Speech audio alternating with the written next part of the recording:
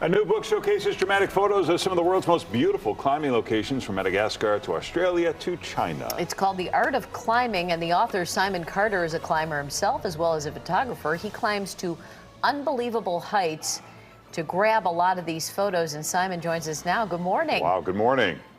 Good morning, Robin and Larry. Hi. Good day. It's good to talk to you. So I'm curious, you'd think when you see photos like this, I'm assuming it's drones or something, but you are actually climbing and hanging while you're taking these photos? Yeah, I started taking these photos like 30 years ago, before drones or anything that would make it that easy. So, yeah, a lot of the photographs are taken from abseil. You can take photos nicely from the ground or from cliff tops, but most are taken from abseil. So, yeah, wow. A lot of setting up and rigging to get in position. So the first one is John Smoothie making the most of an early start for a climb in the Blue Mountains in Australia. What is significant about that photo? Well, the Blue Mountains is where I live, and one of the unique features about the Blue Mountains is how you get these inversion layers of clouds that sit in the valleys in the morning. There it is. And so one of the things I try to do with my climbing photography is try and emphasize what's unique or different or special about a place or a climb. So, yeah, in the previous shot, I emphasized the inversion layer, this one kind of working on the waterfall. But, often it's the rock architecture, not just the setting, that's really interesting. That's what I try and bring into a lot of my photographs. We're just going to scroll through here because you're going to recognize this photo more than myself. You have Monique is in a lot of these.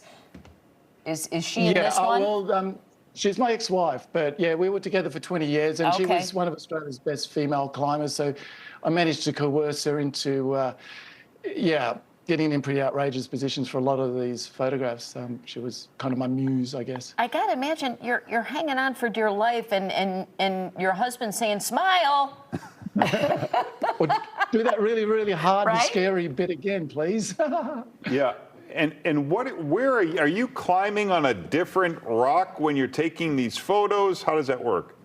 Yeah, so I'm on an abseil rope. So sometimes you can walk around to the top and abseil down, or sometimes you send the climber up and they fix the rope. And when you've got a rope in place, you can climb it. I actually thought you might ask this. So you've got these clamps that go on the rope, and you can use them to climb up. And when you get in position, you can just sort of let go and photograph if you're stable. Are you kidding me? Not spinning around. Does anything scare you? I mean, is there anything you haven't climbed that would scare you?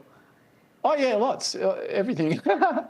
I mean, it's a comfort zone thing, isn't it? So you guys have been doing live television for 30 years or nearly. And this is the same with me for rock climbing photography. If I'm not spending a lot of time around cliffs, I get kind of scared about them. But if you're doing it all the time, you get a bit more comfortable with it.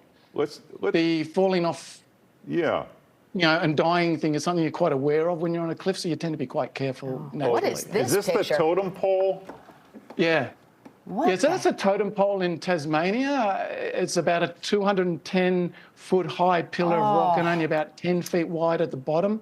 That first photo is one I took in my first year of professional climbing photography about 30 years ago, and that kind of helped kick on my career. And I spent probably 20-plus days out at this place photographing it. It's so cool.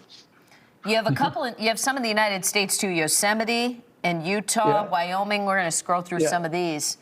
Wow. Yeah, so that's Tuolumne Meadows near Yosemite. And that guy is facing a massive fall if he comes off at that point. And it wasn't staged or set up or anything. I was up there photographing someone else. Yeah, we've done a number of rock climbing interviews. I got to say, it does not look fun. Why do people do it? Oh, this one was really funny. This guy, this is in Indian Creek in Utah, and I took this shot in 2000 on my first trip to America, and it was so funny because back then I was photographing with film, right? And you'd get 36 exposures before you'd have to change your film.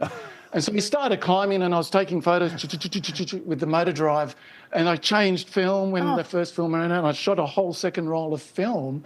And then I just put my camera down. I just cracked up laughing because in that whole time that I shot 2 rolls of film, he'd only moved 1 meter up or 3 feet up the climb because it's so strenuous. You're just trying not to fall out of that horrible, horrible crack. But I think you skipped Larry's question there. Is this fun? It looks awful.